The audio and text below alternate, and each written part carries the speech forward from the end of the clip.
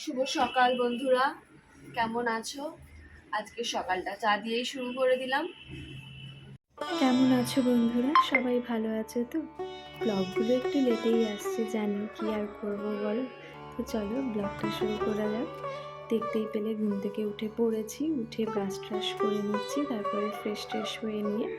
আর এটা কদিন আগেকার ব্লগ। এই দুষ্টু, ওঠো ওঠো ওঠো ওঠো ওঠো ওঠো ওঠ। ওঠ, অনেক বেলা হয়ে গেছে, ওঠ।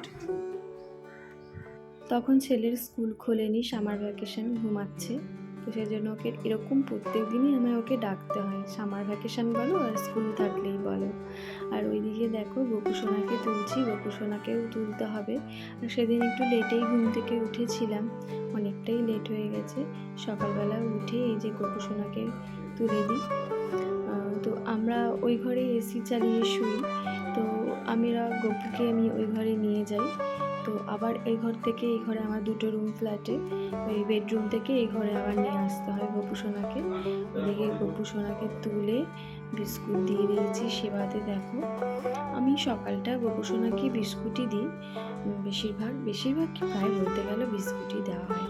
আর ওইদিকে গোপুসোনাকে তুলে এই জামাটা পরে শুয়ে, ওইটা পরেই সকালে আমি বসিয়ে রাখি। তারপর যখন আবার পরে দিই তখন জামাটা চেঞ্জ করা হয়।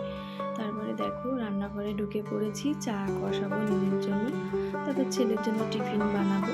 ওদিকে চা বসিয়ে নিয়েছি। সকালবেলাটা তো লাল চা খাই, তোমরা তো জানো, আমার অনেক ভিডিওতেই আমি বলেছি দুধ চাটা মাঝে সাঝে খাওয়া হয় ইচ্ছা যদি করে। লাল চা খেলে আমি আদা দিয়েই খাই। দেখো ওদিকে চাও হয়ে গেল, চা তারপরে বিস্কুট নিয়ে নিয়েছি। আর জানো তো এই বিস্কুটটা দুদিন ধরে এত ভালো লাগছে, তোমার ওই ডাইজেস্টের বিস্কুট এটা। তো দেখো চা নিয়ে ব্যালকনিতে বসে পড়ে একটু খাচ্ছিলাম বসে বসে। তারপরে ছেলের জন্য ব্রেকফাস্ট করছিলাম, ওটস দিয়ে স্মুদি আম দিয়ে করছিলাম। এই ব্রেকফাস্টটা তো আমরা প্রায়ই খাই, তোমরা আগের অনেক ভিডিওতেই দেখেছো সকালে। তো এমনিতে আমি খুব একটা হেভি ব্রেকফাস্ট করি না, তো ছেলেকে বললাম তাহলে এটাও খেয়ে নে তুই, ওকেও দিয়ে দিলাম দেখো খেতে। এবারে রান্নার জন্য রান্নাঘরে ঢুকে গেছি।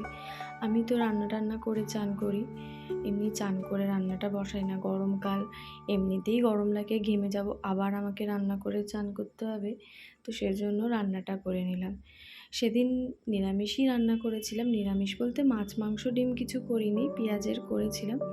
ওইদিকে ভাতটা বসিয়ে দিলাম, চাল টাল ধুয়ে ভাত বসিয়ে দেব। সকাল সকাল রান্নাটা করে নিলে কি তাড়াতাড়িও হয়ে যায়। ধরো ব্রেকফাস্ট করেই রান্না বসিয়ে দিয়েছিলাম, ওইদিকে ভাতটা বসিয়ে দিলাম। আর আগের দিন জানো তো এই ডালটা ভিজিয়ে রেখেছিলাম, মটর ডাল আর মুসুরির ডাল ভিজিয়ে রেখেছিলাম। ভেবেছিলাম ডাল বড়া ভাজা আর একটা কিছু করে নেব, তো না, তারপরে চিন্তা করলাম বড়ার ঝোল অনেক দিন খাওয়া হয় না, তো সেই জন্য বড়ার ঝোলই করে দিই।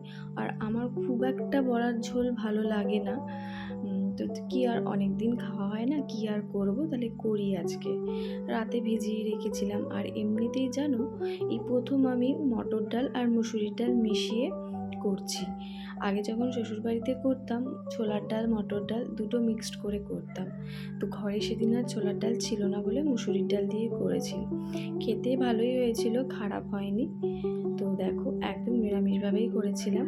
ওইদিকে বড়াগুলো মিক্সিতে পেস্ট করে মেখে চুকে ভাজতে দিয়ে দিলাম। খুব একটা আমার ভালো লাগে না বড়ার ঝোল, কী করব, খেয়ে নিলাম, কি আর করা যাবে। সেজন্য আমি করিও না বড়ার ঝোল। ওদিকে আলুটা কেটে দিলাম, আলু দিয়ে করব। আলুটা কেটে নিয়ে বসাবো। তারপর ওই যে ওটসের স্মুদিটা করেছিলাম, ছেলেকে তো আগে দিয়ে দিয়েছিলাম। তারপর রান্না করতে করতে আমিও একটু খেয়ে নিলাম। ওইদিকে দেখো খেয়ে দিয়ে ছেলে টিভি দেখছে, আর ওদিকে আমি রান্নাও বসিয়ে দিয়েছি। বড়ার ঝোলটা আমার হয়েই গেছে, বড়াগুলো দিয়ে দিলাম আলুতে, তারপরে গরম মশলা দিয়ে নামিয়ে দিলাম। বড়ার ঝোল রেডি। আর একটা রান্না করেছিলাম পেঁয়াজ পোস্ত। বড়ার ঝোলটা নামিয়ে নিচ্ছি, তারপরে যে পেঁয়াজ পোস্তটা করব। আর এই জানো তো এই পেঁয়াজ পোস্তটা খেতে খুবই ভালো লাগে, তোমাদের হয়তো অনেকেরই ফেভারিট এই পেঁয়াজ পোস্তটা, আমাদের তো ভালোই লাগে খেতে, আমরা তিনজনেই ভালোবাসি এই পেঁয়াজ পোস্তটা খেতে। তো এদিকে পেঁয়াজ পোস্তটাও করে নিচ্ছি। একদম সিম্পল রান্না, কিচ্ছু করিনি, বড়ার ঝোল, পেঁয়াজ পোস্ত আর ভাত, এতেই হয়ে যাবে আমাদের। সব রান্না টান্না হয়ে চান টান করা হয়ে গেল।